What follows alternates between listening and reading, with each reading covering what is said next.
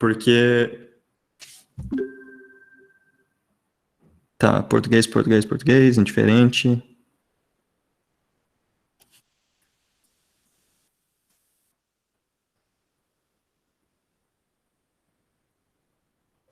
Ok, então, qual a relevância dela em inglês? Bem, a relevância dela em inglês é que os termos, toda a terminologia vai ser mantida original, como é comumente usada no meio científico, então eu não alteraria desculpa, e, e também porque os papers na área são escritos em língua inglesa, então essa seria a relevância. Ok, então eu recebi algumas opiniões aqui, então vamos fazer ela em português, tá bom? Já que as pessoas que se manifestaram preferem português. Vamos lá, então. Eu vou compartilhar minha tela.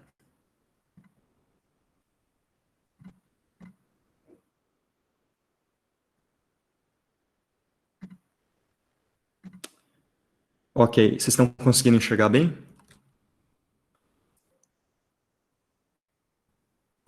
Dá para enxergar, né?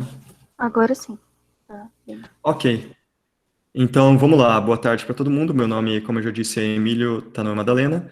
E o título dessa apresentação, dessa palestra, vai ser Safe Machine Learning with Applications to Control Theory. Eu preparei ela, todos os slides estão em inglês, mas eu vou falar em português. Então, de novo, obrigado pro pessoal do ramo estudantil da I3E da UFSC por ter me convidado. Essa daqui, a foto que vocês veem aí na tela, é uma foto da IPFL. E esse na frente, o campus é bem grande, né, e esparramado. Aí, isso que vocês veem aqui, vocês estão conseguindo ver o meu mouse, aliás? Sim, né? Sim, dá pra ver Isso. o pontinho vermelho também. Essa aqui é a biblioteca. Então, a EPFL fica na Suíça e a nossa biblioteca, só curiosidade, tem forma de queijo suíço, assim, todo ondulado com esses buracos dentro. E esse aqui na frente é o Lago de Genebra. Então, essa é a universidade, é a EPFL. O meu laboratório é o Laboratório de Controle Automático dentro da EPFL. O nosso orientador é o professor Colin Neil Jones. E aqui está uma foto dele. Os nossos tópicos, e aqui uma foto de cada um de nós, que somos doutorandos no grupo dele. Os tópicos de pesquisa dentro do nosso laboratório são principalmente controle preditivo, né, o que a gente chama de MPC, que é Model Based Predictive Control, mais implementado em tempo real. Então, nós fazemos muitas simulações, mas o nosso foco principal é a implementação em hardware embarcado. Então, Real Time Embedded MPC. Os ramos de aplicação para essas leis de controle preditivas são principalmente dentro do nosso grupo em sistemas elétricos, principalmente em prédios que são grandes consumidores de energia, e eles modulam a sua demanda de forma a ajudar a criar a promover a estabilidade do sistema elétrico, né? Então, consumindo mais ou menos energia conforme um sinal dado pelo operador do sistema, por exemplo. Então, isso é o conceito conhecido por demand response. Mas também tem alguns de nós que trabalham com sistemas autônomos, né, pequenos robozinhos ou pipas, geradores de energia, carros, hovercrafts, etc. Então, o nosso é um grupo um pouco heterogêneo, tem gente que faz coisa mais aplicada, tem gente que faz coisa mais teórica. Nós trabalhamos bastante com otimização em tempo real, e a principal técnica de controle que a gente emprega é o controle preditivo, MPC. Aqui está uma foto da gente, então é isso. O que a gente fala, né? Eu já falei um pouco, mas aqui tem algumas fotos. Então, nós lidamos com pequenos conversores de DC-DC, aqui tem um pequeno conversor eletrônico. Aqui tem um dos anfiteatros da universidade, onde a gente controla a temperatura interna por meio de uma bomba de calor, que é um equipamento, assim, do tamanho de uns 2 carros, né? Como se fosse um carro em cima do outro, assim, e aí essa bomba de calor bombeia ar em uma temperatura controlada por meio desses dutos que vocês veem aqui, e por meio dessas bocas de insuflamento. Então, dessa maneira, a gente consegue controlar a temperatura dentro desse auditório, e também modular o consumo de energia dessa bomba de calor.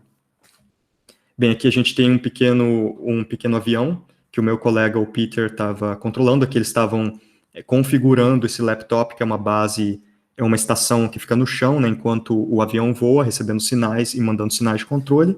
Estamos configurando antes do voo. Aqui a gente tem um sistema ball and plate, no qual o prato tenta equilibrar a bolinha ou fazer ela seguir uma trajetória específica. A gente também tem uns projetos engraçados assim para mostrar para o público, por exemplo, essa mesa de pebolim autônoma. Então, dá para ver aqui que a parte de baixo ela é toda transparente, tem uma câmera que por baixo filma o campo e também faz um tracking da bolinha. E tem um monte de motores também que controlam os jogadores brancos. Então, você vê aqui que os jogadores brancos são controlados de maneira autônoma, e aí você pode ir lá e jogar contra ele com os jogadores azuis. Aqui a gente tem, só para vocês terem uma ideia de onde fica Lausanne, né, a Suíça.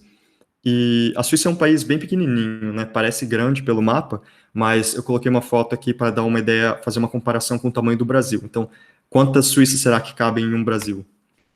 Aí aqui está a resposta. Eu vim lá do Mato Grosso do Sul, né? Esse daqui é o meu estado, onde eu nasci. Então, só no Mato Grosso do Sul devem caber umas 5, 6 Suíças. Só para ter uma ideia de quão pequeno o país é. Beleza. Então, esse é o nosso laboratório, e isso é mais ou menos o que a gente faz. Agora vamos para o tópico da palestra em si. Então, Safe Machine Learning with Applications to Control Theory. Então, o que a gente vai falar, a gente vai abordar aprendizado de máquina, Machine Learning. Então, o que vem a ser aprendizado de máquina? O que será que é isso, né? Esse é um termo que está sendo muito utilizado atualmente e que as pessoas usam para se referir a uma série de técnicas e de ferramentas que resolvem muitos problemas distintos. Mas será que todos esses problemas são iguais ou são parecidos? Bem, vamos dar uma olhada nos tipos de aplicações de aprendizado de máquina. Aqui na esquerda a gente pode ter uma máquina jogando xadrez, por exemplo, né? Então, um jogo digital ou um jogo físico, pode ser uma máquina jogando aquele jogo chinês que se chama Go, pode ser uma máquina jogando um jogo eletrônico, tipo Flappy Bird, né? Nós temos aprendizado de máquina sendo utilizado também para reconhecer a sua digital quando você vai desbloquear o teu celular. Então, existe ali uma classificação por trás daquilo, um algoritmo inteligente. Você pode usar aprendizado de máquina para criar sistemas de recomendação para plataformas que a gente usa diariamente. Por exemplo, você vai assistir um vídeo no YouTube ou você quer assistir, está procurando um filme para assistir na Netflix. Existe um algoritmo muito inteligente, existem muitos engenheiros por trás no grupo da Netflix, exatamente propondo filmes para você. Então, eles programam os algoritmos que decidem qual filme deve ser proposto para você, de forma a otimizar provavelmente o ganho da empresa. Mesma coisa no Spotify. A gente pode usar aprendizado de máquina também para fazer coisas mais lúdicas, assim, que não tem tanta utilidade, mas que são legais, tipo fazer a fusão da foto desse gatinho com a foto desse quadro de arte abstrata. E aí você tem o que alguns autores chamam de deep art, então um gatinho abstrato. Bem, então essas são algumas das coisas que o aprendizado de máquina pode fazer. Do outro lado aqui, a gente tem algumas outras aplicações. Você pode usar aprendizado de máquina para tornar um veículo autônomo. Então, self-driving car. Você pode usar o aprendizado de máquina para fazer um robô se locomover num ambiente externo, desconhecido. Você pode usar aprendizado de máquina também para propor modelos e decidir qual a melhor forma de intervir numa situação de pandemia, quando você sabe qual é o limite máximo do teu sistema de saúde, por exemplo, de um determinado país, do Brasil. Então, o aprendizado de máquina pode ser utilizado em todos esses problemas, nesses domínios, né, que vão desde jogos a sistemas de recomendação, reconhecer a tua digital, para um problema de saúde, sanitário, e para fazer um carro se locomover sozinho. Então, por que será que eu coloquei essa linha que separa os problemas das aplicações da esquerda dos da direita? Porque nos da direita nós temos situações críticas, situações onde às vezes a vida humana está em risco. E, por outro lado, à esquerda nós temos situações não críticas. Então, por exemplo, eu vou dar um exemplo muito concreto. Será que se o sistema digamos assim, inteligente, não saber a resposta. Por exemplo, você colocou o teu dedo no teu celular e ele não sabe se é você ou não. Então, ele não sabe se ele vai desbloquear o celular ou não. Ele pode simplesmente dizer, coloque o dedo de novo. Então, postergar, pedir mais informações para que ele tome uma decisão de maneira mais segura. Será que a mesma coisa pode acontecer? O sistema pode agir de maneira similar quando ele está dirigindo um Tesla na rua? Não. Ele não pode esperar coletar mais informações para decidir se ele vai trocar de faixa ou não. É uma coisa que tem que ser feita em tempo real, onde vidas humanas estão em risco e não, você tem um tempo limitado ali para tomar uma ação, senão alguma coisa muito ruim pode acontecer. Nada de ruim vai acontecer se o sistema inteligente não fizer a fusão dessas duas imagens de uma maneira agradável. Mas algo muito ruim vai acontecer se o ministro da Saúde consultar os engenheiros dele e o sistema inteligente der uma resposta muito ruim para como lidar com a pandemia, né? Então, os problemas da direita são problemas onde vidas humanas estão em risco e os sistemas inteligentes que estão por trás dessas tomadas de decisão também tem que ter algum elemento de quantificação das incertezas associadas a cada uma das decisões, certo? Você não pode simplesmente cegamente aplicar uma determinada ação simplesmente porque o teu algoritmo inteligente falou para você fazer aquilo. Ok, então machine learning, em poucas palavras, Agora vamos para exemplos mais... vamos colocar o pé no chão aqui. Machine learning você recebe como projetista um banco de dados, então um conjunto de x's e y's. Esses x's às vezes são conhecidos como input data, dados de entrada, e o y dados de saída, ou ainda features, os x's e os y são labels. E aí então você tem um banco de dados, um dataset. Esses dados podem ser dados temporais, por exemplo, a temperatura, a evolução da temperatura na tua cidade, ou ainda da velocidade do vento no determinado parque eólico, e assim por diante, ou o preço de uma determinada ação no tempo, na Bolsa de Valores. Mas esses exemplos, esse banco de dados X e Y, pode ser também uma série de caracteres 0, 1, 2, 3, 4, 5 até o 9, que alguém escreveu no pedaço de papel e você tirou uma foto. Então, ele é assim rico, né? Você pode representar séries temporais, ou números, ou qualquer coisa. E o teu objetivo, como engenheiro, por meio de técnicas de aprendizado de máquina, é dizer algo interessante a respeito do teu banco de dados. Será que você vai conseguir prever o valor no próximo instante de tempo daquela ação? Será que ela vai para cima ou vai para baixo? Se alguém desenhar agora um novo número no papel, será que o teu algoritmo vai conseguir reconhecer ele? Será que, por exemplo, você tem uma determinada função e tem alguns pontos que foram coletados dela, numa região onde não há nenhum ponto, será que você conseguiria dar uma boa... dizer qual é o valor daquela função naquele ponto, só baseado nos pontos anteriores que você tinha à mão? Bem, esse é o propósito do aprendizado de máquina. Agora vamos deixar um pouco mais precisa essa definição em termos matemáticos. O nosso banco de dados de x e y, eles podem ser modelados como variáveis aleatórias, que são samples de uma distribuição de probabilidade, que está gerando aquelas amostras para você. Então, você tem as tuas entradas e as tuas saídas, podem ser, eu vou dar um outro exemplo aqui, as entradas podem ser os pixels dessas fotos de dígitos que alguém desenhou no papel, e o Y é a label, né, a saída daquela determinada foto. Então, por exemplo, você sabe aqui na primeira coluna que todas essas fotos se tratam de zeros. E aqui são todas uns, dois...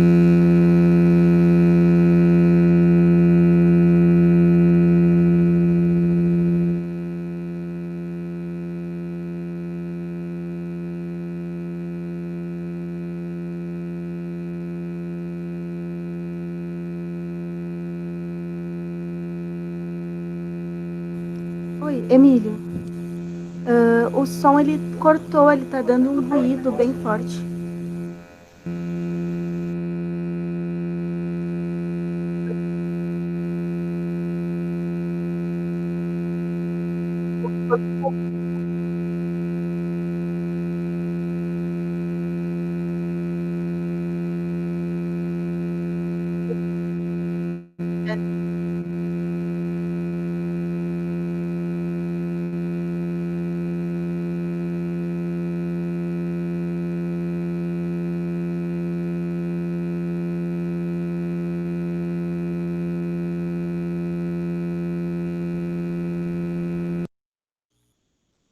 Eu te mutei porque tava só o ruído mesmo. Mas agora tenta botar de volta.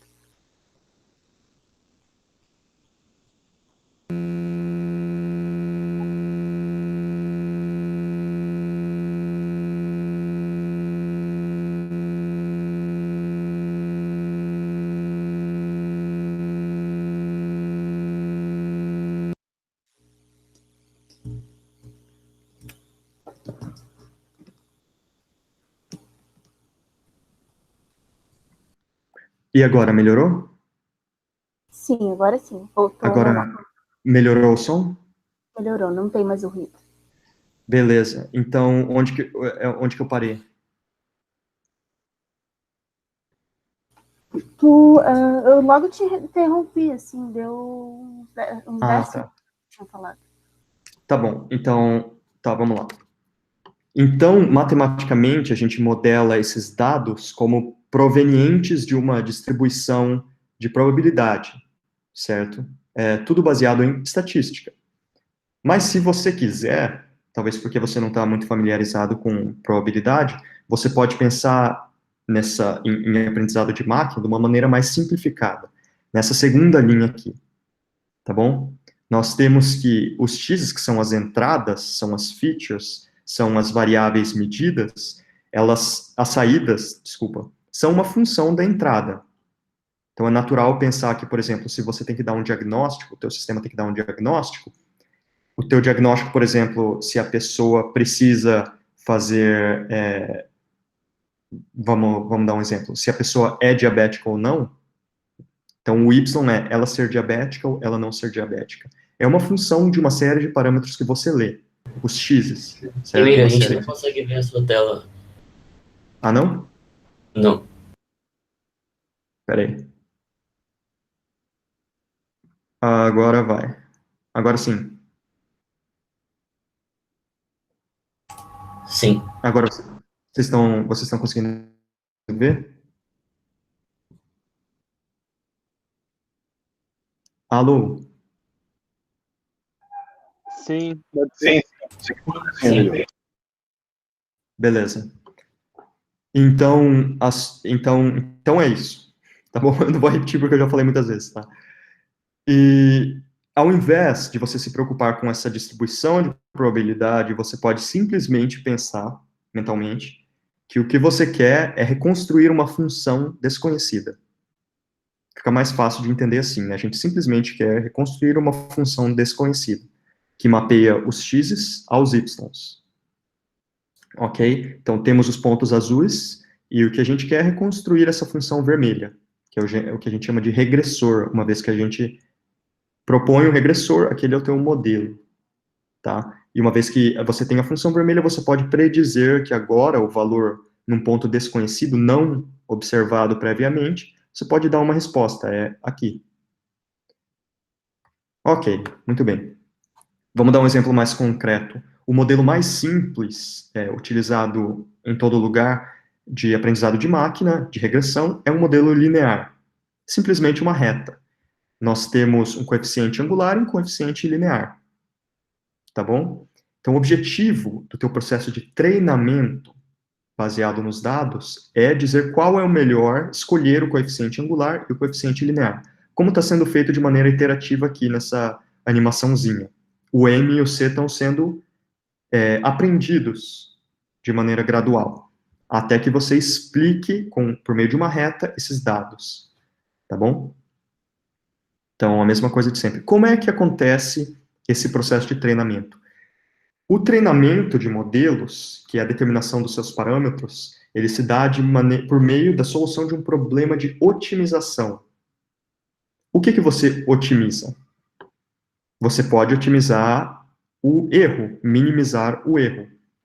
O Y são as tuas respostas que você sabe, por exemplo, as colunas daqueles números. Então, eu sei que a primeira coluna inteira é de zeros. Então, os Y são as saídas, e o MX, o X é a entrada, MX é o teu modelo. Eu estou omitindo o C aqui, tá? Então, imagina que o C é zero. MX é a tua predição, Y é a tua saída, que você sabe que é correta. o teu objetivo nesse processo de otimização é minimizar este erro, essa diferença entre o que você sabe que deveria sair e o que de fato está saindo. E aí você soma todos os erros de todo o teu conjunto de dados e escolhe o M que minimiza este erro. Então, é o que está sendo feito aqui de maneira iterativa. Esse é o modelo linear. Claro, não, o modelo linear não é o único modelo em aprendizado de máquina. Existe uma infinidade de modelos disponíveis para qualquer projetista.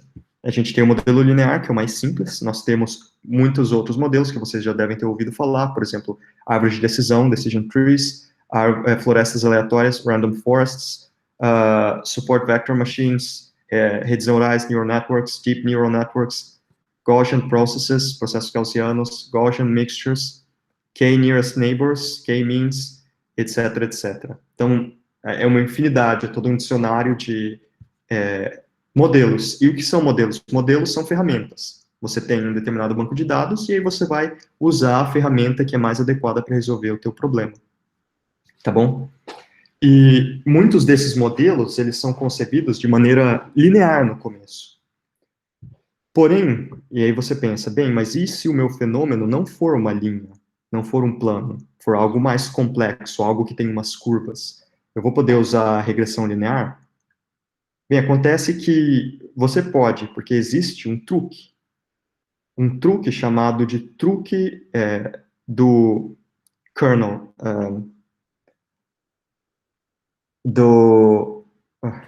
peraí, só um segundo, me dá um segundo.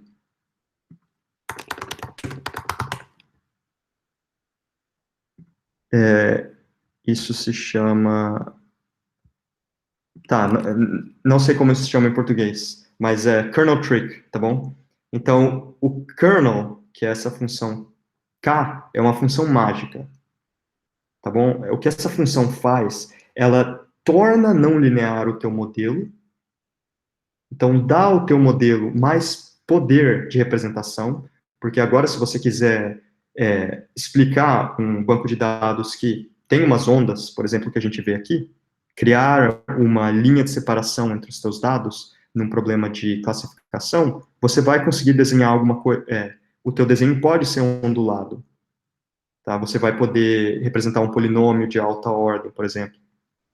Porém, o que essa kernel trick te dá é todo esse poder sem pagar muito a mais por isso. O teu processo de otimização não vai ser complicado, ele ainda vai ser linear nos parâmetros.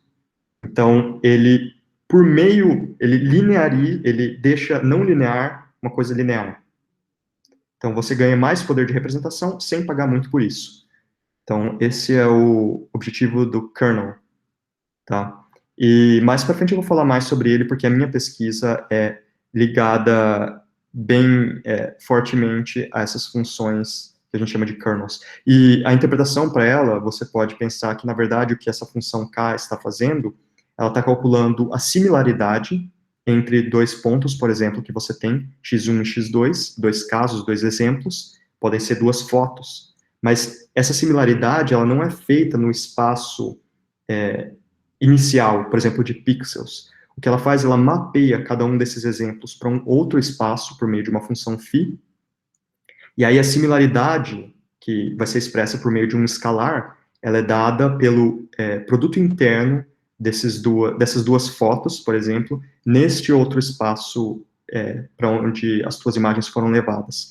Parece muito complicado, mas na verdade o que acontece, você coloca as duas imagens na função k, que é o kernel, e ele te dá um escalar, 0,3. E isso mede a similaridade entre os teus dois exemplos que estão sendo considerados. Tá? Então isso vai ser mais importante para frente. No aprendizado de máquina também a gente se depara com muitas classificações de todas essas, de todos os problemas, das técnicas, então vamos passar ali um pouco de terminologia. Existem essencialmente dois problemas no aprendizado de máquinas. Um é o problema de classificação, onde as suas variáveis de saída, os y's, eles são discretos. Então podem ser números de 0 a 9. Então, quantos números existem? Bem, de 0 a 9. 0, 1, 2, 3, 4, 5, 6, 7, 8, 9. São só 10. Agora, existe uma outra classe de problema, que são os problemas de regressão. Então, imagina, por exemplo, x quadrado, certo? Uma função quadrática, assim. Quantos y's existem? Bem, x quadrado, ele vai de zero, a imagem dessa função, até o infinito. E quantos existem? Bem, não dá nem para contar. É um infinito de números, infinito não numerável. Então, esses são problemas de regressão, quando você quer reconstruir uma função, não classificar exemplos numa quantidade finita de classes. Existem problemas supervisionados e problemas não supervisionados. Supervisionados são quando você tem os x's e os y's.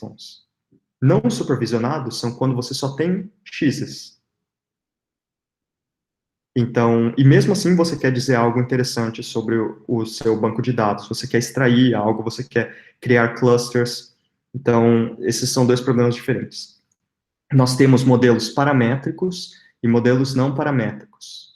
Modelos paramétricos são aqueles em que o número de parâmetros é finito e fixado a priori.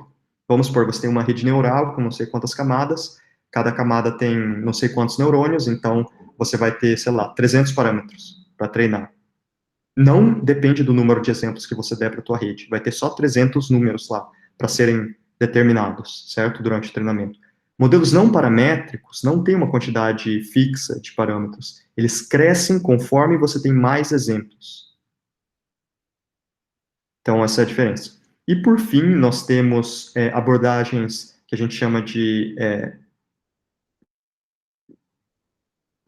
discriminativas e eu não sei como traduz isso, mas é generative approaches e discriminative approaches. Nos problemas da esquerda, o que você quer é recriar toda a distribuição de probabilidade que está gerando os seus dados. Então, você recebe um monte de pontos e você quer recriar toda essa função, certo?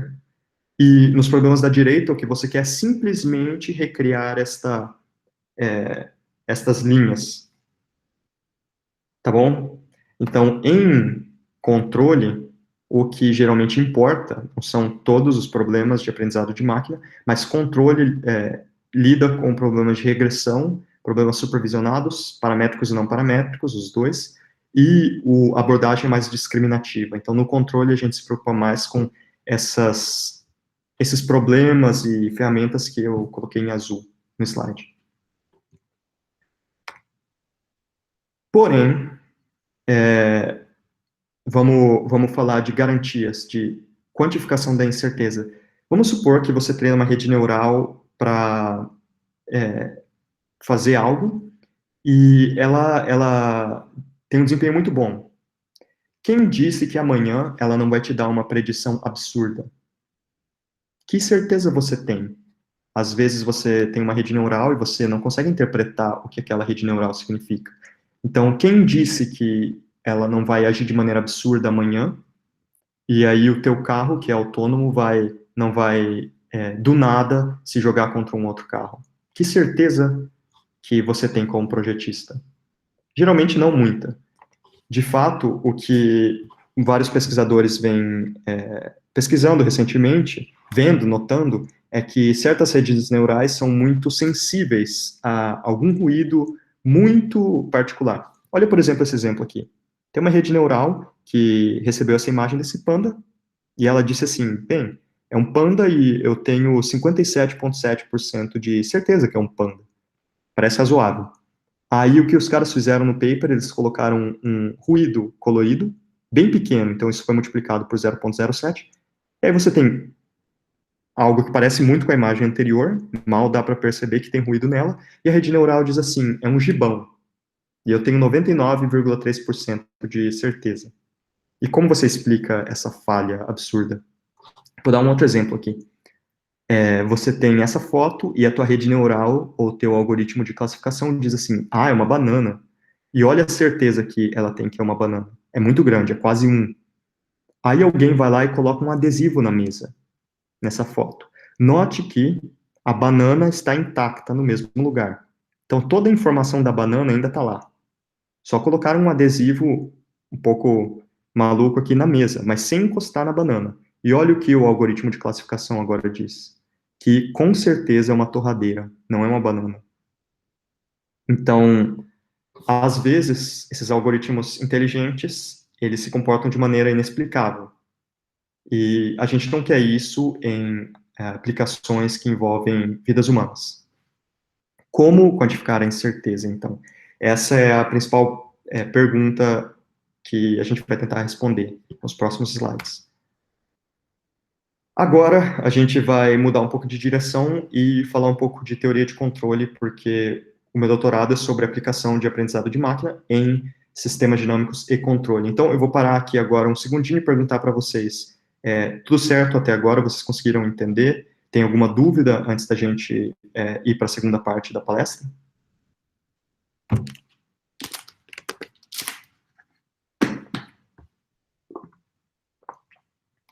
Eu saber se o kernel trick tem alguma relação com redução de dimensionalidade. Onde é que está essa pergunta? Ah, tá. Tudo. Então, o Túlio Chiodi pergunta, kernel trick?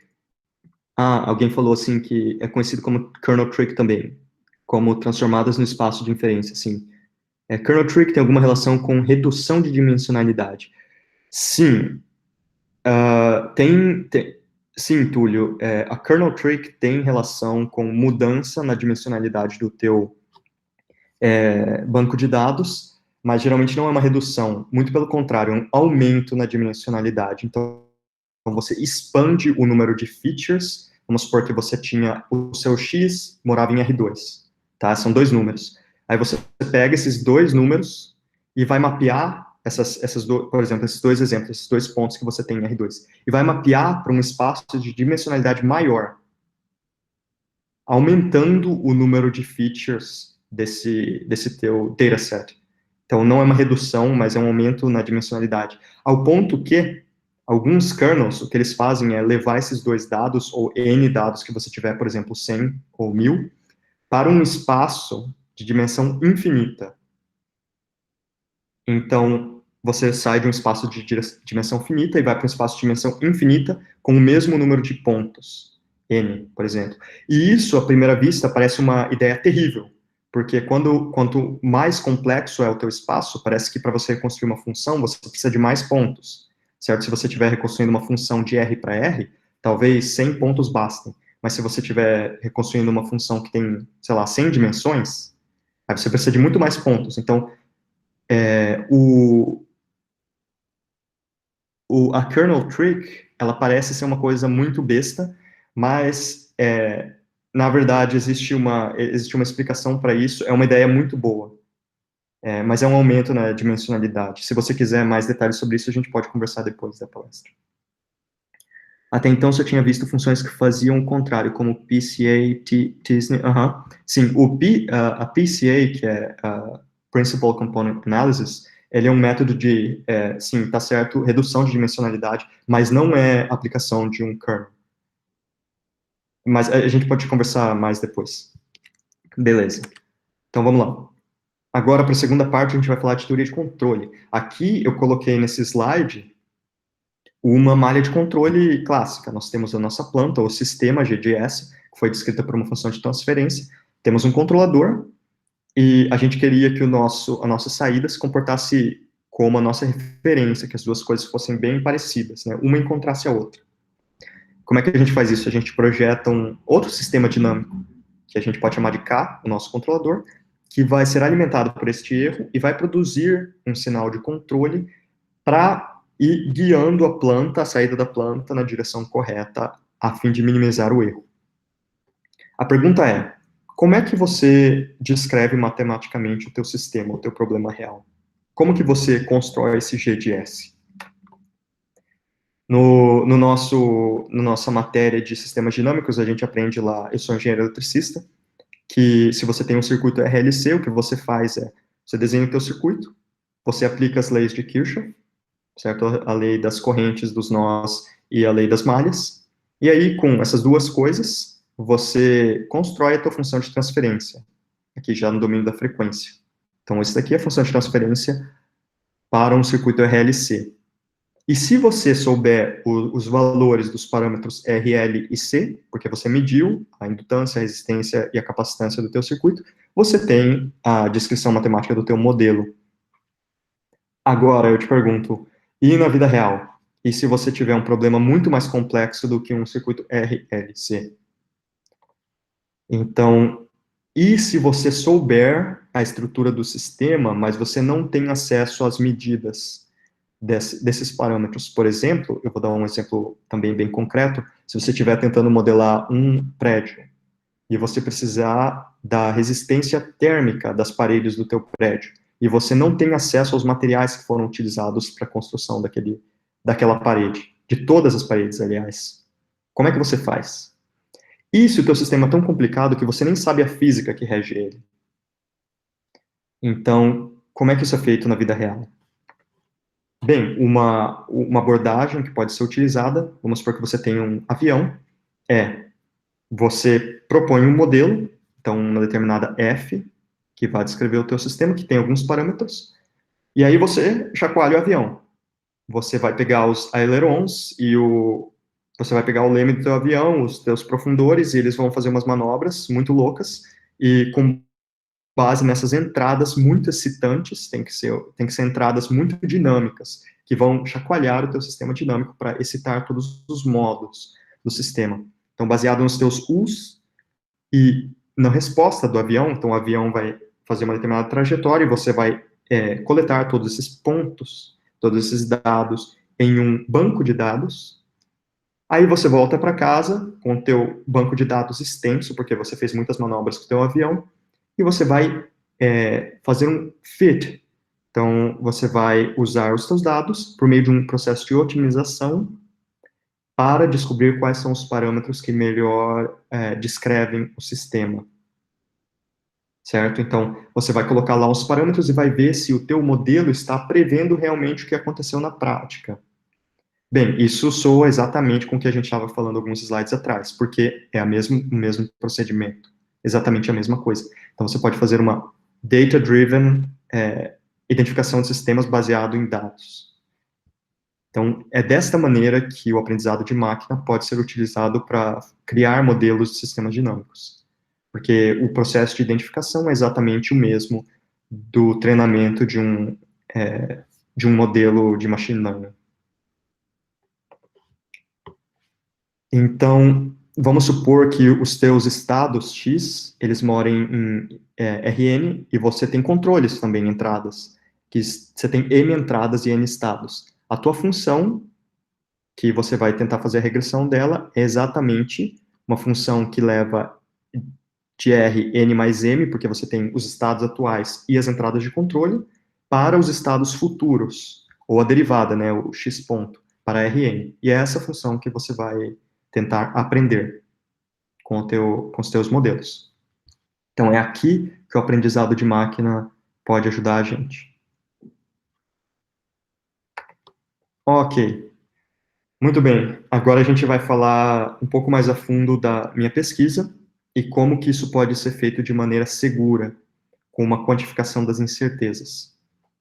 Nós temos, nesse slide, o que é conhecido como kernel regression, que é um problema de regressão, então reconstrução dessa função, por meio de kernels, dessas funções mágicas. Então, nós temos um modelo, nós temos um conjunto de dados, x e y, e um modelo de aquisição de dados. Então, você está fazendo uma aquisição, um sample da tua função, só que contaminada por um determinado ruído, ou é um ruído, a variável delta, e tem as tuas saídas. Então, o teu conjunto de dados está contaminado por ruído. Como você pode ver aqui, eu coloquei uns dados, eu gerei mais cedo hoje, e eles têm um pouco de ruído, né? Aí, o que você vai fazer? Você vai propor o teu modelo S, que vai tentar ser próximo de X, de F, que você não conhece, então, você vai propor esse modelo S, que é a soma de funções, o que a gente chama de basis functions, que são funções básicas, de base, da tua base. Então, é como se fosse um dicionário. Você tem lá N funções nessa tua base, certo? E você vai fazer uma combinação linear dessas N funções. E durante a otimização, o aprendizado do teu modelo, o treinamento dele, o que a gente vai fazer é decidir os coeficientes desta combinação linear, os alfas. Tem N alfas para eu determinar. E esse é o teu modelo, que é o que a gente chama de kernel regression, porque é baseado nessas funções desse dicionário, kernels. Qual que é a cara desse problema de otimização? Ele tem essa cara aqui. Nós temos essa parte que a gente já viu previamente. O que essa parte está fazendo? Ela está minimizando o erro. Veja que esse termo é o erro. Isso é o que você sabe que deveria sair, está no teu banco de dados, e isso é o que o teu modelo diz que está saindo. Então, minimizar essa diferença é minimizar o erro. Então, o teu modelo vai prever algo bem parecido, ele vai ser encorajado a chegar bem perto dos YNs. Só que não é só isso. Kernel Ridge Regression não minimiza somente o erro, minimiza algo a mais. O que é esse algo a mais? É este termo aqui que a gente conhece como regularizer, que é o regularizador. O que ele faz porque esses modelos baseados em kernels, eles são tão poderosos, por assim dizer, que eles conseguiriam até interpolar os teus dados, passar assim exatamente por cada uma desses xizinhos aqui. Ele podia passar exatamente por cada um. Mas isso a gente sabe que não é o que a gente quer, porque tem ruído em cima da nossa função. Então, o que a gente quer é só algo que passe perto deles e aprenda a principal tendência, sem ficar se preocupando demais com as nuances causadas pelo ruído. Isso, quando você aprende o ruído, a gente chama isso de overfitting, tá? Então, por meio desse termo adicional, a gente consegue controlar essa parcela, essa vontade que o modelo tem de chegar e pegar exatamente, passar por todos os pontos, interpolar todos eles. Então, você precisa decidir o valor dessa constante lambda, e com ela, você vai conseguir controlar a complexidade do seu modelo, a norma desse teu modelo. Bem, vamos ver como é que isso funciona na prática. Eu tenho aqui os meus exemplos, os meus dados, e eu fui no MATLAB hoje mais cedo e rodei um script lá para treinar esse meu modelo. Vamos ver o que eu consegui. Eu consegui essa função aqui. Ela parece boa? Vocês acham que esse é um bom modelo para os meus dados? Não. Ele meio que está chegando perto, mas está oscilando demais. Tem muita oscilação aí. Por quê? Porque eu coloquei um valor que eu não sabia que valor usar para lambda. Então, eu coloquei um valor lá que me deu na telha na hora, acho que foi 10 a menos 9. Aí eu pensei assim, não, eu vou aumentar a lambda um pouco para dar uma controlada nesse, eu quero uma curva mais suave. Aí eu aumentei lambda para 10 a menos 3. Aí foi isso que eu consegui, esse foi o resultado. Esse modelo parece bom? Também não, por quê? Porque ele está mais suave, então isso parece bom, só que ele não está passando exatamente pelos pontos, né, pelos meus dados. Eu queria uma coisa que passasse mais pelo meio ali dos meus dados. Então, eu peguei e coloquei o lambda igual a 10 a menos 6, entre os dois primeiros, e isso foi o que eu obtive. Emílio, daí o Marcelo se o lambda é uma constante, e aí você escolhe essa constante, é isso? Isso, exatamente. Lambda é um número real, é uma constante, sei lá, pode ser 0,2, 1, 10 mil, 0. E aí você, como projetista, você tem que definir antes do treinamento qual vai ser o teu lambda. É uma constante, sim, Marcelo. Eu tô falando bem rápido, eu sei que é muita informação, mas é uma constante. Então, como eu mostrei para vocês aqui, eu comecei com lambda, eu chutei lá e eu dei uma olhada no gráfico e eu achei ruim. Aí eu aumentei o lambda, aí ele ficou suave, legal, mas também não aprendeu nada. Aí eu peguei, coloquei um valor intermediário e isso que eu obtive.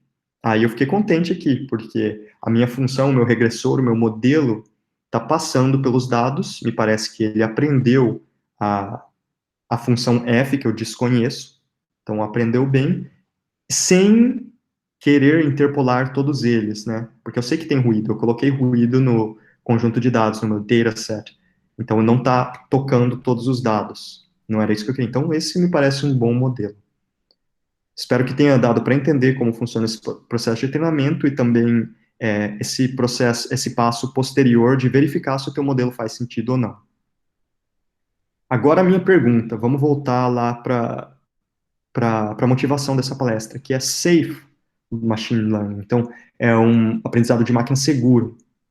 Vamos dar uma olhada nisso que eu fiz, principalmente aqui no meio.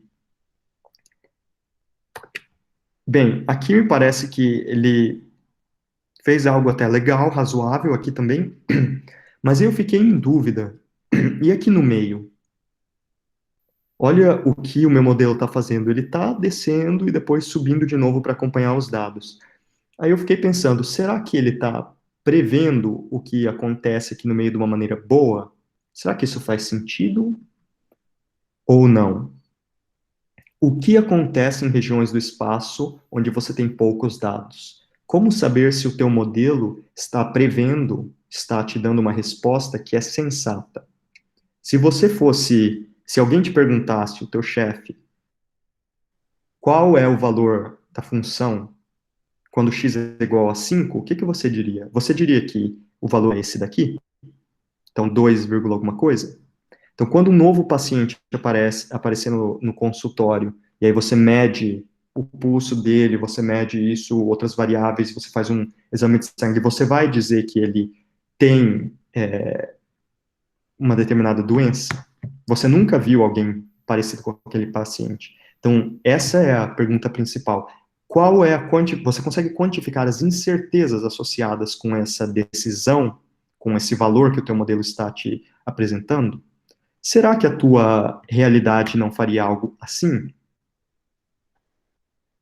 Ou seja, quem disse que se eu não fosse lá e medisse mais essa minha função desconhecida, eu não receberia dados assim? Aí o meu modelo está muito ruim, porque ele está prevendo que a função afunda, quando na verdade ela cresce novamente. Então, esse modelo, ele parece bom, poderoso, porém, ele não está dando para a gente informação suficiente sobre as incertezas associadas com as predições em vermelho. Essa é a motivação. Como é que a gente remedia isto? Bem, existe toda uma área de aprendizado com limitantes, learning with bounds, limitantes, ou quantificações das incertezas. E a gente vai tomar aqui um ponto de vista mais matemático, porque essa área precisa de um rigor. Então, as ferramentas usadas vêm principalmente da área da matemática, que é a análise funcional, que é praticamente álgebra linear, só que em casos onde a dimensão é muito, muito grande, que é onde cada vetor no teu espaço, na verdade, é uma função. Você faz operações com funções. Então, essa é a análise funcional. Como funciona essa classe de algoritmos de aprendizado seguro ou de quantificações das incertezas? Nós temos 3 ingredientes principais. Número 1 é o que a gente já tinha antes. Temos alguns dados pontos do domínio e alguns do codomínio, certo? Algumas imagens da função, alguns pontos. Será que só isso basta? Não, não basta. A gente precisa de um conhecimento mais profundo desse fenômeno que a gente está estudando, dessa função desconhecida. Apenas dados não são suficientes para descrever um problema matematicamente que faça sentido. Então, nós precisamos dizer que a nossa função f, que linka as nossas entradas com as nossas saídas, mapeia uma coisa na outra, ela pertence a um determinado espaço que tem algumas propriedades. Tá? Esse espaço a gente pode chamar de espaço consistente, ou espaço de hipóteses, por exemplo. Essas propriedades podem ser coisas muito gerais, por exemplo, a função é diferenciável, a função é suave, então ela é diferenciável infinitamente, todas as derivadas são contínuas também. Ou a função não possui descontinuidades, ou as descontinuidades são só em pontos isolados do seu domínio. Então, todas essas informações são coisas que a gente pode assumir da função que nós estamos tentando modelar. E nós precisamos assumir algo, senão o problema não está matematicamente posto de uma maneira que faça sentido. Nós precisamos de assumptions, tá? Então, são 2 ingredientes, falta um. Qual é o último ingrediente? O último ingrediente é outro espaço. É o espaço dos modelos. Nós temos os dados, o espaço da função que você desconhece, chamada de verdade ou função latente também. E nós temos o espaço de modelos. Qual vai ser a classe de modelos? Lembra lá de todas aquela listinha que eu coloquei no slide anterior? Qual é a classe de modelos que você está utilizando para explicar os seus dados? Pode ser uma classe de funções lineares, ou uma classe de funções polinomiais até ordem 4, ou uma classe não paramétrica, por exemplo, de kernels. E com estes 3 ingredientes que entram nesse caldeirão, o que é que você recebe? O que é que se tem na saída? Se tem predições, então você tem um modelo F-chapéu, que vai prever as suas saídas em novos pontos, mas não somente isso. Você tem também funções limitadoras, limitantes. Uma que limita superiormente o teu modelo e uma que limita inferiormente. Como se fosse um envelope que está ao redor do teu modelo nominal, das tuas predições. Então, é isso que um algoritmo de aprendizado seguro faz. Ele te dá um modelo e um envelope, alguma quantificação da incerteza. Tá? Por exemplo, se o teu modelo diz que a saída é y, porém, ela pode variar o valor real. Ele diz assim, olha, é y, mas a verdade mesmo, se você fosse amostrar aquele ponto, ela pode estar entre y barra, com a barra em cima, e y com a barra embaixo.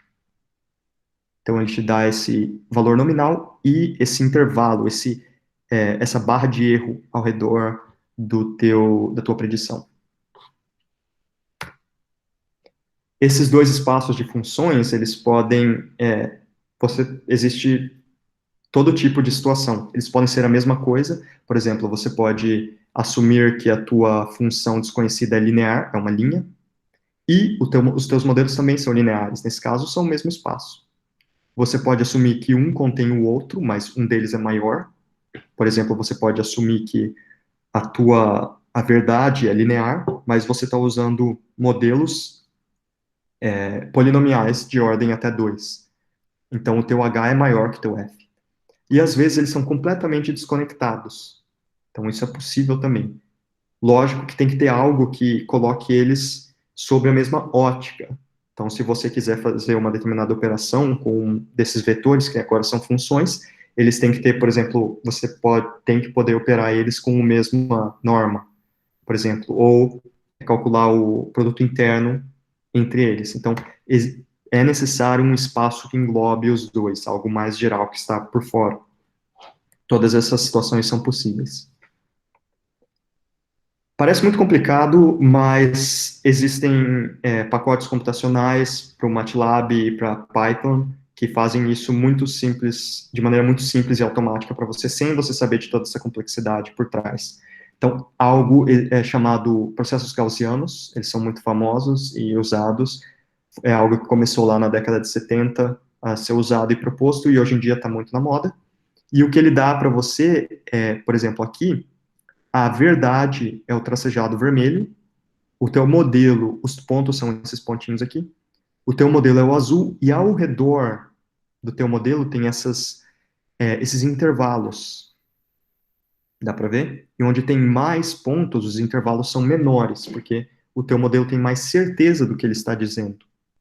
Então, a incerteza é quantificada por meio desses envelopes ao redor da tua predição. E aqui, que você não tem pontos nenhum, os teus limitantes explodem. Mas esse é um tipo de modelo que funciona muito bem e é muito popular. Bem, qual que é o problema com este modelo? É que os intervalos de incerteza, eles são probabilísticos. são probabilísticos e gaussianos, normais. Então, o que a gente vê aqui, na verdade, é 95% do intervalo de confiança. Só que a gaussiana tem caudas que vão até o infinito. Então, na verdade, é possível, apesar de bem pouco provável, que a tua função dê um ponto aqui em cima. Tanto que, se você prestar atenção nessa figura, você vê que a verdade, que é a função desconhecida, que é o tracejado vermelho, está furando os intervalos aqui. Ela fura o intervalo de confiança e vai para baixo. Isso é possível? É. Por quê? Porque esses intervalos são suaves, eles não são hard, porque é uma gaussiana que se estende até o infinito. É pouco provável que a função vá para fora, mas ela pode ir. Só que é pouco provável. Então, esse é o aprendizado de máquina com limitantes probabilísticos, com uma quantificação da incerteza probabilística, estocástica. Será que é possível fazer isso, mas de maneira determinística? De forma que a função desconhecida nunca pode furar os teus intervalos de confiança? Bem, é possível. Isso é menos popular, são técnicas menos populares, mas a gente escreveu um trabalho recentemente sobre isso, que traz essas técnicas, essas ideias, estende a base teórica um pouquinho e traz elas para um contexto mais de teoria de controle e sistemas dinâmicos. Então, se vocês estiverem interessados, vocês podem dar uma olhada no paper que eu escrevi há bem pouco tempo, eu e o meu amigo, nós escrevemos sobre a orientação do professor, e está aberto ao público, porque foi postado no Archive, então vocês podem clicar lá, aberto, é público, o documento. Como funciona essa técnica? Essa técnica, ela é para modelos da forma de kernel regression, como a gente viu alguns slides atrás, e ela assume algumas coisas sobre a nossa verdade, sobre a função desconhecida. Lembra que eu disse que é preciso assumir algo? Então, temos duas assumptions, premissas principais. Quais são elas? Número 1 é que a função desconhecida, que a gente chama de ground truth, que é a verdade, que mapeia, linka as tuas entradas, as tuas saídas, a função que você desconhece, mas quer modelar, ela pertence ao espaço que a gente chama de RKHS, que é um espaço, significa Reproducing Kernel Hilbert Space, que é o espaço de Hilbert desse kernel K. Complicado, né? Eu já vou explicar o que significa. Então, essa função pertence a esse espaço de funções. Então, ela precisa estar lá dentro, para essa teoria funcionar. Segunda coisa, nós precisamos de um limitante superior para a norma desta função naquele espaço. Lembra que a norma mapeia te dá um número real. Então, apesar disso parecer muito complicado, essa norma de uma função, na verdade você precisa de um número real que seja maior do que esse número desconhecido. Então, você não sabe bem o número desconhecido, mas se você souber que ele tiver lá por, sei lá, digamos assim, 3,9, mais ou menos, eu não sei, é por aí, eu posso chutar um número assim, eu vou usar, sei lá, 10, só para ter certeza de que eu estou por cima. Se esses dois ingredientes, você trabalhar com esses dois ingredientes, então é possível estabelecer intervalos de confiança duros, onde a tua verdade, a função desconhecida, nunca vai furar o intervalo de confiança. Um pouco mais de interpretação, esse espaço RKHS é um espaço de funções, é o espaço que é gerado por uma base feita de kernels, tá bom? Então, é que nem lá em álgebra linear. Nós temos uma base que é feita de kernels, dessas funções que você escolhe como projetista, e a tua função desconhecida tem que poder ser expressa por meio desta base. Isso parece um pouco restritivo, mas, na verdade, esta base, se você escolher um kernel adequado, esta base é o que a gente chama de densa no espaço de funções contínuas. Isso significa que qualquer função contínua esse espaço consegue chegar arbitrariamente próximo de qualquer função contínua. Então, na verdade, fechando um olho assim e falando como engenheiro, qualquer função contínua tá bom, tá? Desde que a tua função f, que é desconhecida, seja contínua, tá bom, tá valendo, tá? E as pessoas em aprendizado de máquina e inteligência artificial usam o termo modelo universal, certo? Eles usam essa palavra universal para descrever esse negócio das funções contínuas. E aí aqui, como eu disse, é só você chutar um número que seja maior que esse escalar aqui. E como é que parece? Como é que é o resultado? Então, aqui essas figuras são no nosso paper. Nós temos os pontinhos em preto, são as nossas amostras, e nós analisamos dois modelos, o azul e o verde. Eles são muito parecidos, tanto que está um bem em cima do outro aqui. Os intervalos de confiança também estão na mesma cor, então azul e verde, e eles estão ali também parecidos. E a gente comparou isso com um trabalho que foi recentemente publicado por alguns pesquisadores do Japão, em colaboração com um cara lá da Suécia. E eles propõem os limitantes amarelos. Então, o amarelo que a gente mostrou no paper é que muitas vezes os nossos erros, as nossas barras, a nossa incerteza quantificada, ela é melhor do que a dos caras japoneses, que é o amarelo. Porque nós somos menos conservadores. Tá vendo que ela está sempre por dentro? E a função desconhecida é o tracejado aqui, preto. Então, obviamente, ela está dentro de todos os intervalos, tanto o azul, quanto o verde, quanto o amarelo, só que o nosso está mais próximo dela do que o amarelo, certo? E aí, se você coletar mais dados, como a gente está vendo no plot de baixo, todos esses intervalos, eles são reduzidos, eles ficam menores, mais finos. O amarelo também, mas os nossos ficaram mais finos. Então, se você quiser dar uma olhada lá no paper. E como é que fica em dimensões maiores? Aqui, no caso você tenha duas entradas e uma saída, é isso que acontece tridimensionalmente. Você tem a tua predição, o teu modelo, que é essa superfície em azul, e esses envelopes ao redor do teu modelo. E você sabe que, apesar de eu não sei exatamente o que vai acontecer na prática, em um ponto, num lugar no espaço onde eu não tenho amostras, mas ele tem que estar dentro do envelope. Esse foi o nosso resultado. Tudo bem? Quanto tempo já foi de palestra?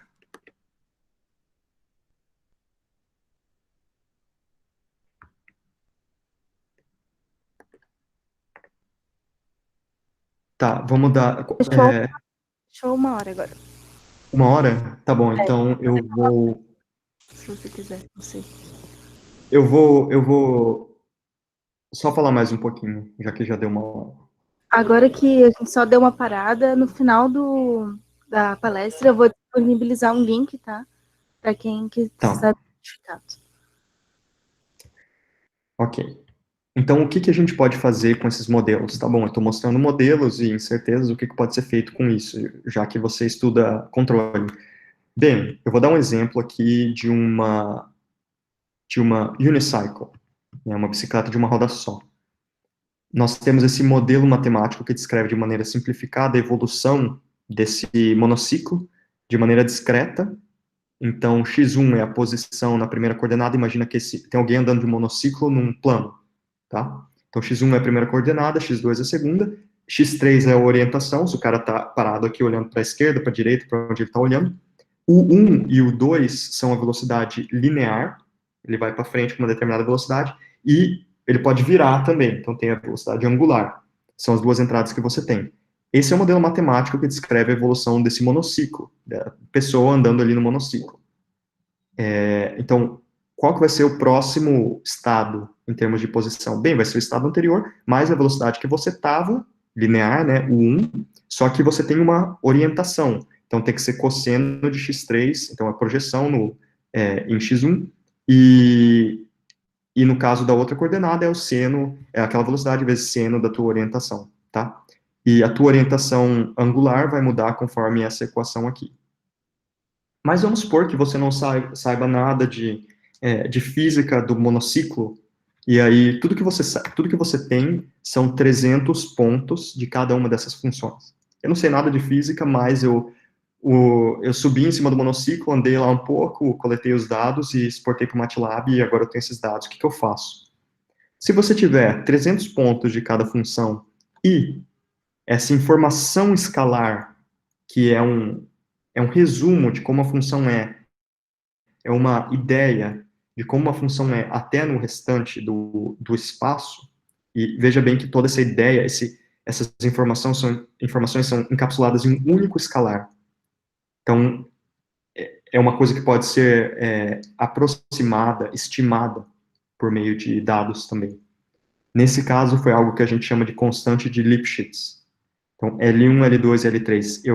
Eu estimei esses 3 números e eu tenho 300 pontos de cada função. Será que eu consigo fazer alguma coisa interessante com esse monociclo? Bem, eu consigo.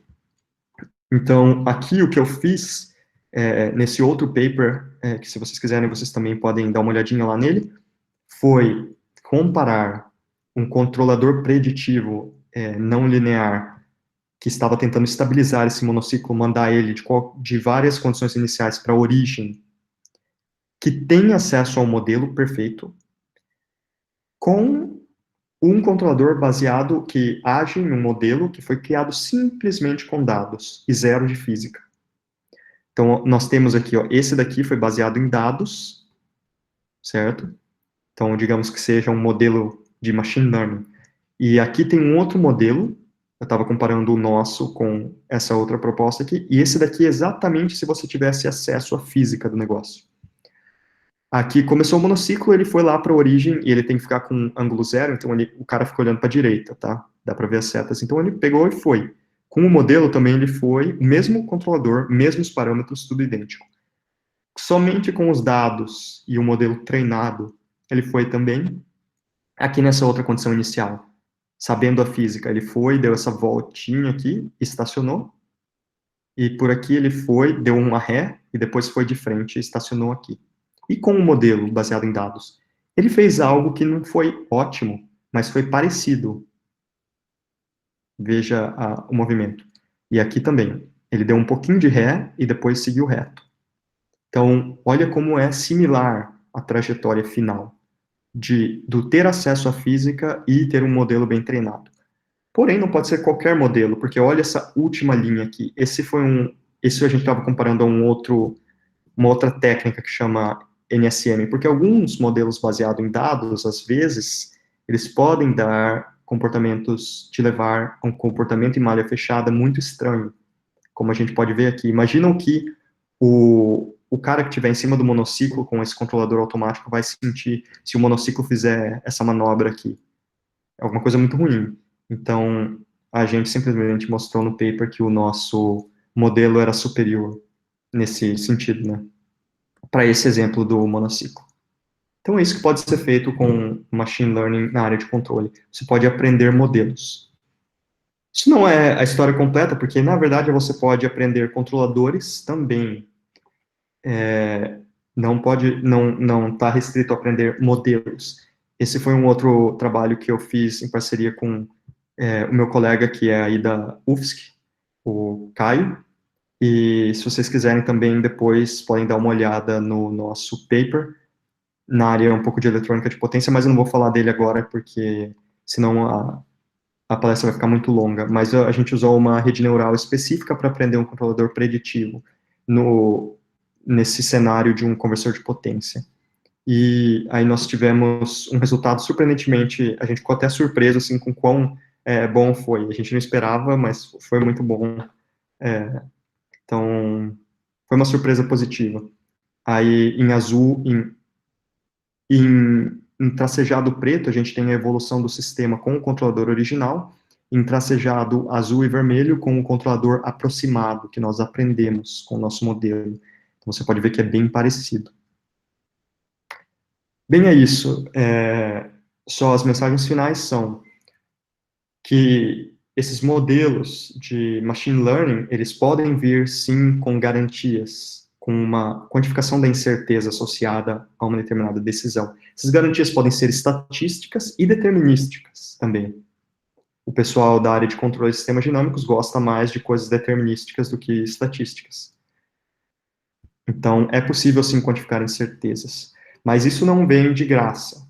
Tem um preço a se pagar por isso. Você tem que ter certeza que o teu processo de coleta de dados possui algumas propriedades. Você não fez ele de qualquer jeito, mas você fez ele de uma maneira muito metodológica que respeita algumas regras estatísticas.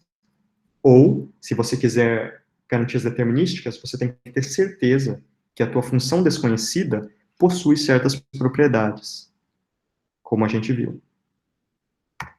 E, por fim, todas essas ferramentas podem ser usadas na área de sistemas dinâmicos e controle para construir modelos e ir ajustando parâmetros e também aprender controladores, simplificar controladores, e assim chegar a um comportamento de malha fechada que pode ser demonstrado matematicamente que ele é correto e seguro.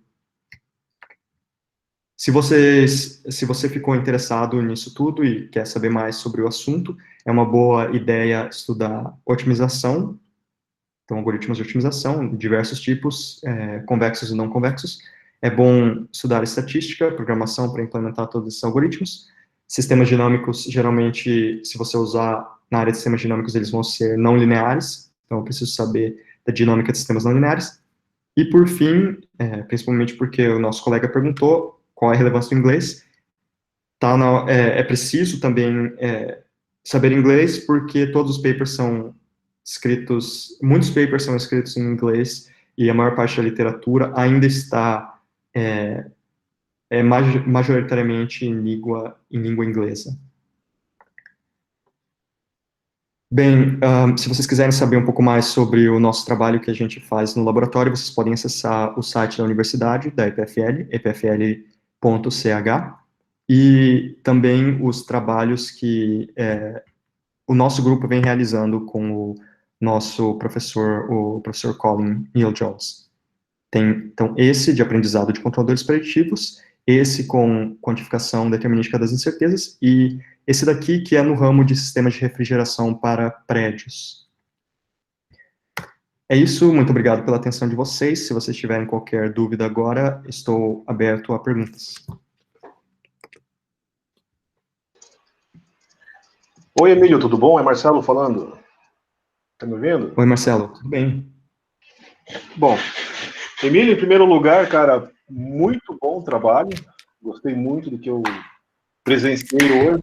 Tenho bastante pergunta, bastante coisa, até para eu mesmo responder para mim. Assim como você, uma empreitada aí de um doutorado, mas eu estou aqui na UDESC em Joinville, né? E, assim, cara, gostei muito da maneira como você colocou os problemas, que são uma dificuldade matemática tremenda, mas quando você conhece o conceito, fica fácil explicar, né?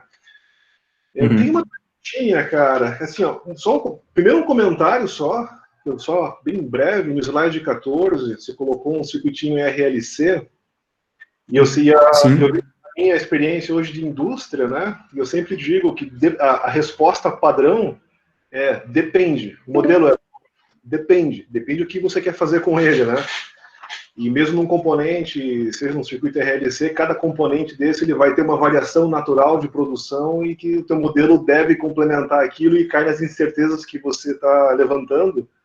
E a gente teve diversos problemas, muitas vezes, de produção por, muitas vezes, combinações desses componentes acabam efetuando funções que não eram modeladas na teoria. E entrando em ressonância. Exato. Não, e quando você expõe na sequência no slide 15, daí você colocou essa que é a pergunta-chave ali, a figura de um avião, né? Então você dá um sinal de excitação, você dá uma entrada conhecida e você olha para a saída dele, né? Sim. É mais ou menos isso que eu estou fazendo. Eu não fiz um avião, eu estou fazendo a minha tese de doutorado em cima de uma geladeira, de linha branca, né? Eu saí da empresa faz pouco tempo. Legal. E a ideia é pegar uma geladeira e rodar o MPC com machine learning dentro dela, mas eu fazer a modelagem térmica da geladeira usando machine learning. E daí rodar o MPC, né, que eu estou com um compressor que eu tenho rotação variável, então eu consigo variar a capacidade de refrigeração dele de acordo, não é on-off, né, então eu consigo colocar vários pontos de operação do compressor, né. E aí eu tive um pouco de dificuldade, cara, de encontrar como é que eu modelo esses sinais como que eu consigo modelar os sinais de entrada de tal maneira que me excitem todas as frequências, ou pelo menos as maiores delas, da minha planta. Apesar de uma geladeira ela ser simples e ser um sistema bem comportado, ela é não linear, bem comportada. Então ela tem variação de constante de tempo, de acordo com condição de ambiente, carga e tudo mais, né? Mas a minha dúvida ali é basicamente essa. Depois dessa volta toda, eu vou convergir para a pergunta, né? Como é quais são as principais técnicas que você conhece aí hoje para eu modelar os meus sinais de entrada de excitação? Se fosse por exemplo, se fosse uma planta linear, uma PRBS resolveria. Mas ali eu sei que eu não posso usar uma PRBS porque vai depender da onde a minha geladeira está rodando, né? Quais são as condições dela naquele instante. Você tem essa mapeado em mente mais ou menos? O áudio falhou um pouquinho no final. Você disse que você não pode usar um sinal PRBS? Não posso porque ela é não linear. Então, se eu tiver com a geladeira numa dada temperatura ou puxar ela para outra, colocar ela em outra temperatura, a constante de tempo varia e a constante de estabilização dela de regime permanente também varia. E se eu trocar a carga dentro dela, mais ou menos carga térmica, também varia. Tudo varia. Então, a PRBS, ela perde. Eu posso usar? Até posso, só que eu não sei se eu vou conseguir excitar a planta em todo um espectro dela, né? Sim. O próprio conceito de resposta em frequência para sistemas não lineares não é claro, né? Então, não faz nem sentido. Exato. Mas, porém, por outro lado, se a operação for restrita a poucos pontos de operação, vamos supor que você possa caracterizar todo o seu problema com, sei lá, 10 pontos de operação. É comum que se criem 10 modelos lineares. Então, ao redor de 10 pontos, você aplica ali os PRBS, você faz os seus testes pensando em modelos lineares, e aí claro, vem a questão delicada, é decidir quando passar de um modelo para outro, né? Essas barreiras que separam uma coisa da outra. E aí você pode ter um modelo que a gente chama de piecewise affine, que é linear ou afim, tanto faz, em pedaços, né? E aí uma parte fica assim, o outro fica assim. Eu estava querendo fugir dessa abordagem e fazer ela um modelo único, não linear. Eu estou dando rede neural para ela, para fazer isso, justamente para me preocupar muito com quando fazer a seleção de um para outro, especialmente nas predições para o MPC. Então, o que eu diria, assim, que pode ser feito é pensar de um jeito mais de força bruta, é você visitar muitos lugares no seu espaço de entrada. Visita o máximo possível. A recomendação é que dados demais não são ruins, né? Só se eles forem coletados de maneira errada. Então, se eles estiverem fora, se o teu sensor, na verdade, estava dando uma informação que é lixo para você, ou sei lá, ele falhou naquele momento, e aí você leva aquilo, aí é ruim. Mas se todos os dados forem filtrados de maneira boa, se você fizer um bom pré-processamento, visita o que você puder visitar, e aí eu faria assim, eu acho que eu faria assim. Essa abordagem que eu estou fazendo mesmo, só queria saber se tinha uma técnica, alguma coisa que eu pudesse fugir disso. Porque cada teste que eu faço na geladeira é 2 dias de teste, pelo menos. Eu lido com sistemas, o meu orientador, ele trabalha com prédios, e eu sei bem como é que é isso. O nosso período de amostragem em algumas aplicações é de 15 minutos. Exato. Uma amostra cada 15 minutos. Ela é boa por um lado, porque teu sistema de aquisição não precisa ser muito sofisticado, mas é ruim por outro, porque teu tempo de teste é de horas até dias, né?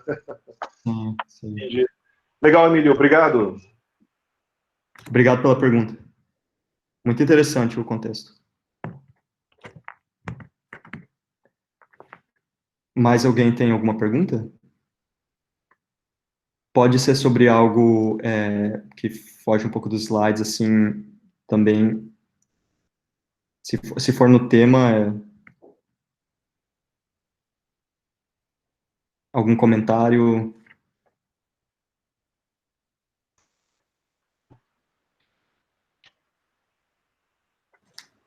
Eu sou Marcelo Bach, aqui da UFCM, e eu trabalho com controle, mas esse Data Driven Control é um pouco novo para mim.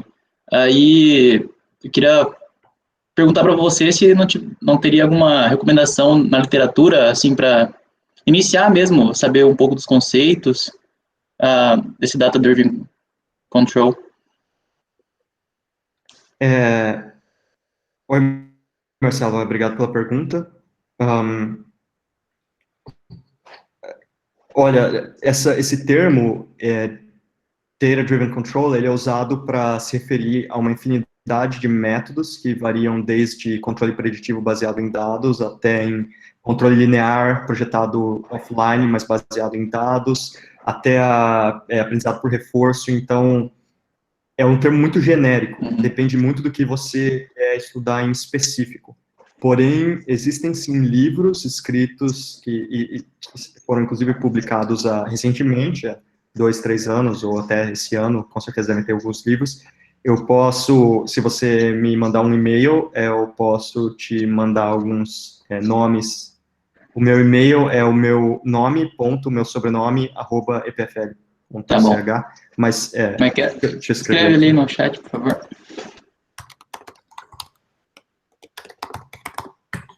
É esse aqui. Ok, obrigado. Mas é confuso mesmo, porque são tantas coisas e é tudo tão novo.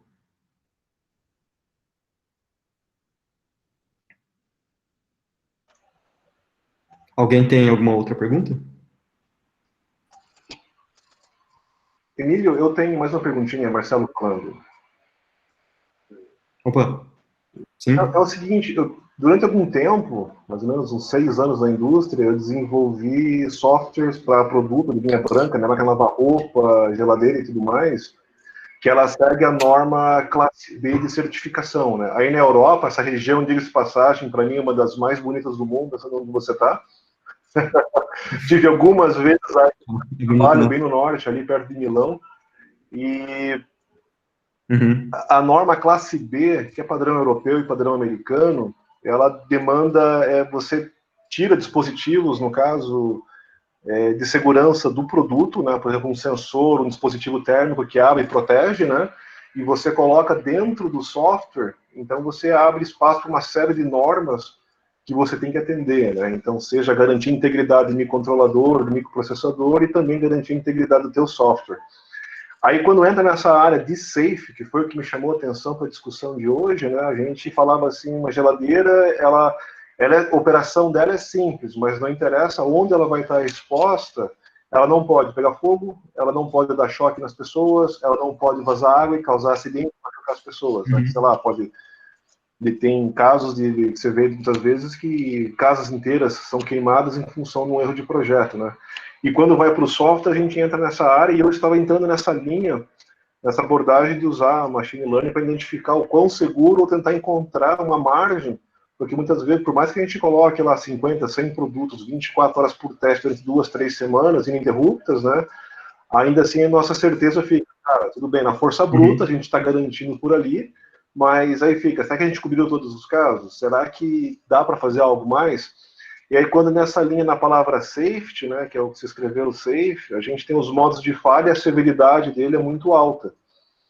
Aí que a gente começou a discutir na época a rede neural e até o próprio controle fuzzy e outras metodologias de controle, a gente não tem a garantia da estabilidade formal daquele processo matemático. E aí que vem a pergunta, como é que eu posso, por exemplo, você botou o self-driven car, né? Como é que eu poderia, ou se tem alguma discussão, fora desse meio agora, mas se tem alguma discussão de como a gente avaliaria a estabilidade numérica de todos esses métodos propostos, de tal maneira que tenham um apelo legal, né? Quando eu falo legal, é de legislação mesmo, né? Que o principal ponto do carro autônomo hoje é a legislação. Por exemplo, tu vai comprar um carro 100% autônomo, uma das perguntas filosóficas era a seguinte, vou comprar um carro autônomo, ok, mas num caso de decisão, desculpa, o que eu quero que o carro faça?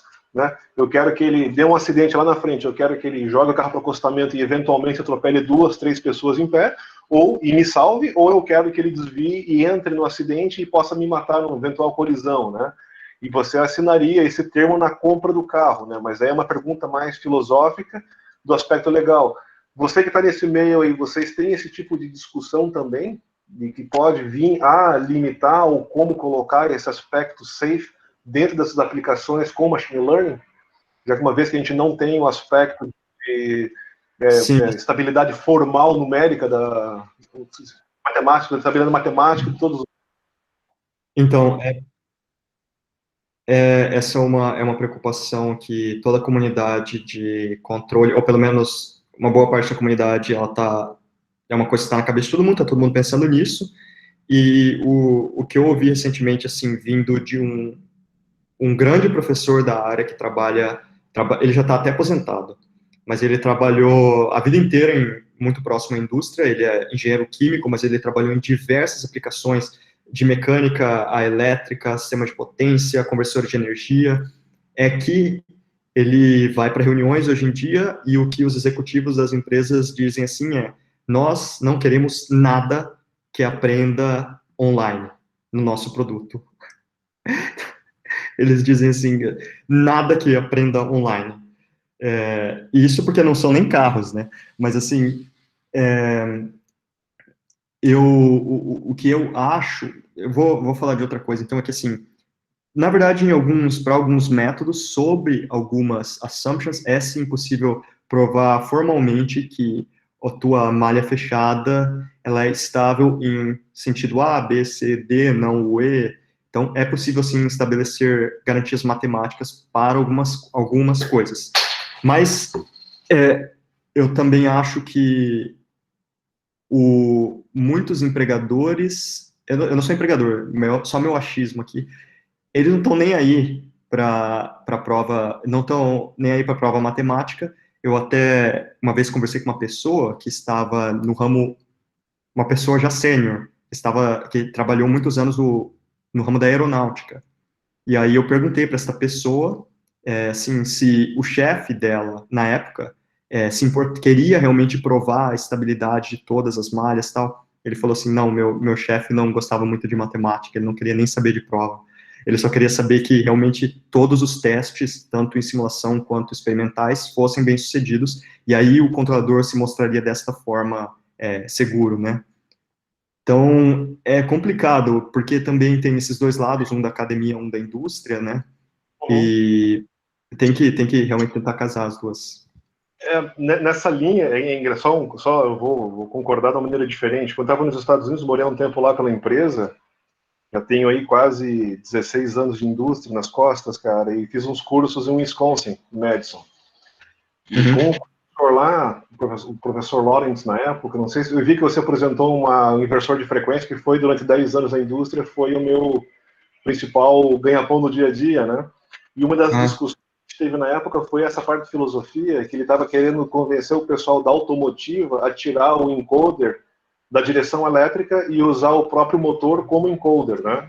E a automotiva não queria de jeito nenhum, porque toda a confiabilidade do carro estava em cima do encoder, mas mesmo que se o encoder falhasse, né, o modo de falha estava lá, e ele alegava dizendo assim, cara, mesmo que você tire o encoder e eu traga essa responsabilidade para a parte de controle, para usar o próprio motor como sensor, eu estou diminuindo os meus modos de falha, né? E a resposta era não, justamente por aspecto legal, né? Que muitas vezes o pessoal que faz a informação não compreende, né? E o que é pior, um eventual sinistro em campo, óbito, alguma coisa, o pessoal cai em cima e quer achar o culpado e vão voltar até achar quem tá, né? E um jeito que o pessoal lá usava muito cara, se tu não consegue provar matematicamente, você não vai nessa linha, né? Simplifica, interessante. hardware, alguma coisa, para você ter essa cobertura legal, né? Sim, entendi. Interessante. O Túlio Chiodi perguntou aqui algumas perguntas. Os kernels utilizados nessas regressões são kernels baseados em distribuições gaussianas? Sim, Túlio. Se você... eu fui um pouco... Eu usei o kernel mais utilizado e é o primeiro que as pessoas tentam hoje em dia, então eu fui assim, primeira opção, todo mundo usa esse daqui, eu vou também usar e espero que dê certo, e deu. Então, o kernel gaussiano, sim, ele também é conhecido como Squared Exponential, mas é aquele mesmo, é o que todo mundo usa. Foi esse que eu usei. Mas tem outros, né, tem outras opções. Estes modelos são treinados no estilo de redes neurais? Ou é mais no estilo dos modelos KNN, onde somente ocorre um fit de uma função sobre os dados? Estes modelos... Ah, sim, é boa pergunta. Esses modelos são mais parecidos com os KNNs, no sentido de que eles são um ao redor de cada ponto e não tem tem uma gaussiana centralizada em cada um dos pontos. Então, ele é mais parecido com um KNN. Ele não tem um número fixo de parâmetros. Os modelos baseados em kernels. O kernel regression. Ele tem um para cada ponto de dado. Então, não é como redes neurais, é um pouco mais como KNN. Última pergunta do Túlio. Qual ferramenta você usa para escrever em tela durante a apresentação? Olha, eu estou usando o PowerPoint mesmo. Eu maximizei a tela e aí você dá um Ctrl P e aí você escreve. Só o PowerPoint mesmo.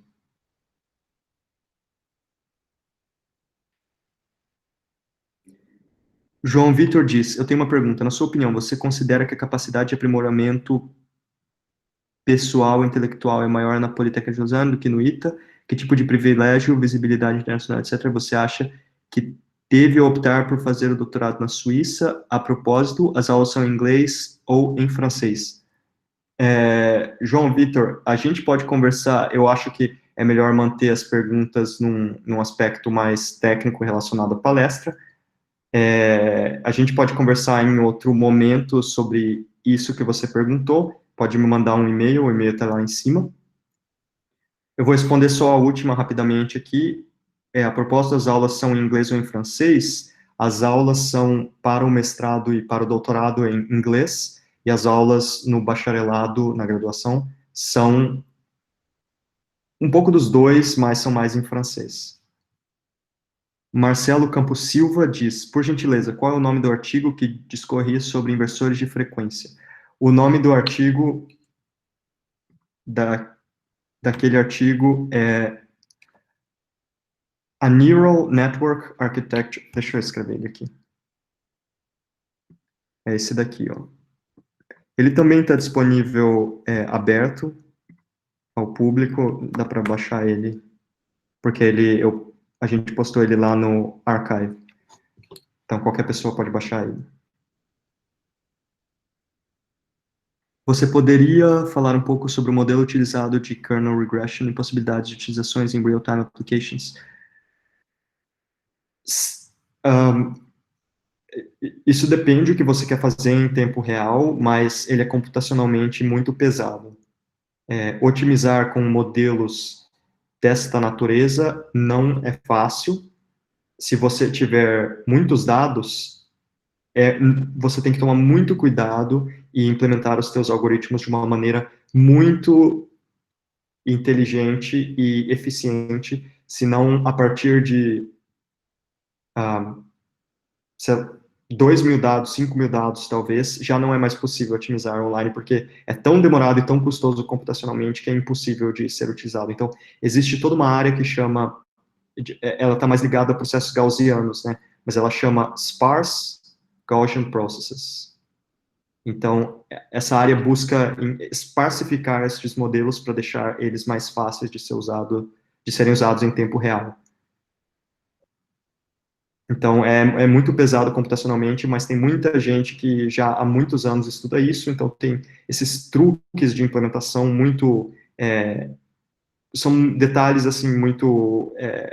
às vezes sutis, às vezes mais complicados, mas que buscam reduzir a carga computacional desses métodos em tempo real. Então, é preciso estudar sobre isso. Eu confesso que eu não sei muito sobre isso, mas pretendo estudar no futuro. Mais alguma pergunta?